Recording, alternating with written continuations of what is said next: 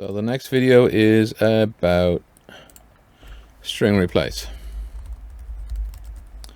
Okay, and I do actually have a real world example for you, and we're going to call it masking sensitive information in an email address. Because you know the way you have to hide some of this stuff, right?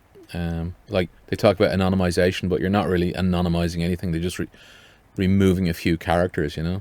If you knew how bad it was in the banking business, you'd be horrified.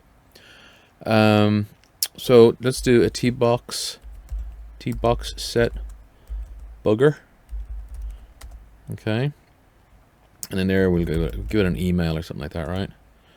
And we're gonna do a masked email, and then we'll do a verify on the masked email. Okay, do a little verify on that, and the email will be John Doe, I suppose, right? Couldn't come up with anything more creative than that.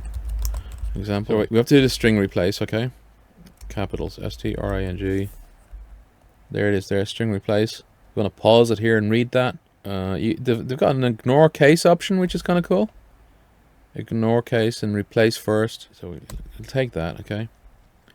And then open square, open curly, B, capital letter B, square.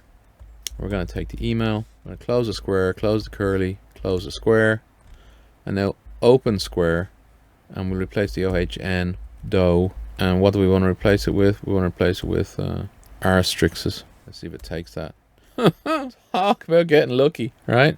That on dough, that entire thing needs to be replaced, right? So,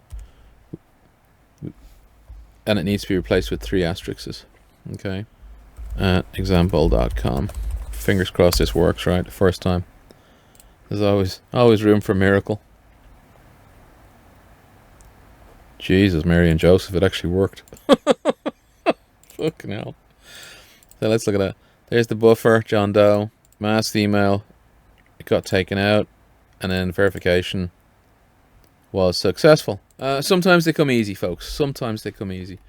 I've already explained how this works, right? So this setup allows Tosca to mask sensitive information dynamically, replacing specified parts of a string with placeholder characters. That would be the arstrixes. It's pronounced arstrix, right? Let me know if you'd like additional examples, because you won't get them.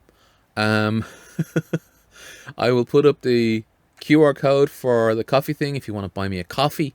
That would be appreciated.